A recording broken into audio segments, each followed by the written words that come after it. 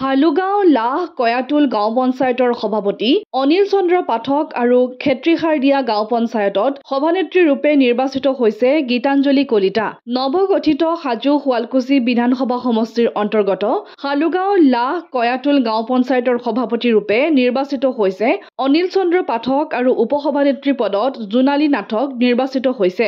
আনহাতে খেত্ৰীখাৰদিয়া গাঁও পঞ্চায়তৰ সভানেত্ৰী ৰূপে নিৰ্বাচিত হৈছে গীতাঞ্জলি কলিতা আৰু উপসভাপতি ৰূপে মনোৰঞ্জন ডেকাক নিৰ্বাচিত কৰা হৈছে। আজি হাজো উন্নয়ন খণ্ড কাৰ্যালয়ৰ সভাকক্ষত অনুষ্ঠিত সভাত দুয়োখন পঞ্চায়ত আনুষ্ঠানিকভাৱে গঠন কৰা হয়। হাজো উন্নয়ন খণ্ডৰ খণ্ড উন্নয়ন বিষয়া ইন্দ্ৰনীল কাশ্যপ পঞ্চায়তৰ সচিবৰ উপস্থিতিত হাজোত অনুষ্ঠিত গাঁও পঞ্চায়ত দুখনৰ ৱাৰ্ড সদস্যাৰ পূৰ্ণ সমৰ্থনত গঠন কৰা হয়। হাজো উন্নয়ন খণ্ডৰ খণ্ড উন্নয়ন বিষয়াগৰাকীৰ তত্বাৱধানত অনুষ্ঠিত হোৱা সভাত পৃথকে পৃথকে পঞ্চায়তৰ সভাপতি ৰূপে নিৰ্বাচিত হোৱা বুলি ঘোষণা কৰে। পঞ্চায়তখনৰ সভাপতি ৰূপে নিৰ্বাচিত হোৱা দুয়োগৰাকী পঞ্চায়তখনৰ কাম কাজ ৰাইজৰ সহযোগত সুচাৰুৰূপে কৰিব বুলিও সদৰি কৰে। ইফালে এই অনুষ্ঠানত সভাত পঞ্চায়তখনৰ নৱনিৰ্বাচিত প্ৰতিনিধিসকলক শপত বাক্য পাঠ কৰোৱা হয়। বন্ধুসকলক ধন্যবাদ জনাইছোঁ আৰু লগতে মোক মানে উপসভাপতিৰ দায়িত্ব দিছে তেখেতসকলক মই ধন্যবাদ জনাইছোঁ।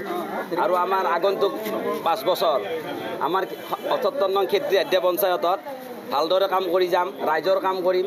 ইয়াতে যেন কাৰো মানে ভিনপৰ নহয়, স্বাৰ্থপৰ নহয়, সকলোৱে সমানভাৱে কাম কৰিম। এয়ে আৰু খেত্ৰীখাৰদিয়া পঞ্চায়ত কাৰ্যালয়টোত এটা হাইজেনিক এটা মানে অস্থান নাই। হয় হয় হয় আৰু ঘৰটো যথেষ্ট জৰাজীৰ্ণ। হয় হয় হয় কেনেদৰে আগবাঢ়িব আপোনালোকে? হয়, আমি প্ৰথমতে আমাৰ যি খেত্ৰীখাৰদিয়া পঞ্চায়তৰ ঘৰটো আৱাস ঘৰটো যিটো মানে পৰ্যায়ত আছে, আপোনালোকে দেখিলে ক'ব যে এনেকুৱা পঞ্চায়তো এতিয়াও চলি আছে। গতিকে আমি আগৰ যি সভাপতিবিলাকে মানে আমাৰ পঞ্চায়তটোৰ ওপৰত কোনো ধৰণৰ মানে ব্যৱস্থা নল'লে, আমি অনাগত 5 বছৰৰ ভিতৰত আমি আমাৰ খেত্ৰীখাৰদিয়া পঞ্চায়ত আদৰ্শ পঞ্চায়ত গঢ়ি তুলিম বুলি আজি মই আৰু আমাৰ যি আঁচনি আহে, যিবিলাক আঁচনি আহিব, আমি সম উন্নয়ন, আমাৰ মোদী এটা আছে চবকা সাথ চবকা বিশ্বাস আৰু চবকা বিকাশ।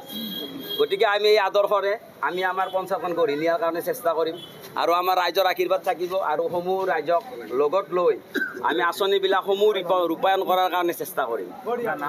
মোৰ নাম শ্ৰী মনোৰঞ্জন ডেকা, মই উপসভাপতি হিচাপে নিৰ্বাচিত হৈছোঁ। জয় জয়তে আপোনালোকক মই মোৰ আন্তৰিক শুভেচ্ছা জনাইছোঁ। আৰু পঞ্চায়তখনত কাৰ্যভাৰ গ্ৰহণ কৰাৰ পিছৰে পৰা স্বচ্ছ আৰু নিকাভাৱে কোনো দুৰ্নীতিক প্ৰশ্ৰয় নিদিয়াকৈ ধুনীয়াকৈ গাঁৱৰ বয়োজ্যেষ্ঠ সন্মানীয় ব্যক্তিসকল, দলীয় কৰ্মী, আমাৰ ওপৰৰ দলীয় কৰ্মী নেতাসকল আৰু আমাৰ সন্মানীয় যিখিনি সদস্য জয় হৈ আহিছে সদস্যা তেখেতসকলৰ উপদেশ মৰ্মে যিকোনো কামতে অগ্ৰসৰ হ'ম। কিমানটা ভোটত জয়ী হ'ল? মই 231টা ভোট পাইছিলোঁ। হয়, আজি মই 9টা ভোটৰ ব্যৱধানত মানে হেৰি হৈছোঁ, বিনা প্ৰতিদ্বন্দ্বিতাই মানে জয়লাভ কৰিছোঁ। আপোনাৰ প্ৰতিদ্বন্দ্বী প্ৰাৰ্থী নলাল। সেই হিচাপে আপোনাৰ সমৰ্থনটো যথেষ্ট আছে? হয় হয়, আছে। এই পঞ্চায়তখন আপুনি দুৰ্নীতিমুক্ত কৰিব লাগিব। হয়। কি কাম কৰিব? প্ৰথম আপোনাৰ কামটো কি হ'ব? প্ৰথম কাম, কাৰ্যালয়ত যোগদান কৰাৰ পিছতে এইবিলাক গোটেই চৰকাৰৰ যিবিলাক আঁচনিসমূহ আছে, সেই আঁচনিবিলাক এবাৰ চকু ফুৰাই গোটেইখিনি চাব লাগিব, নিজে আয়ত্ব কৰি ল'ব লাগিব। আয়ত্ব কৰি লৈ সেইমতে নিজে কামবিলাকত আগবাঢ়ি যাম। হাজোৰ পৰা কমলাকান্ত দাসৰ ৰিপৰ্ট, অসম আদিত্য।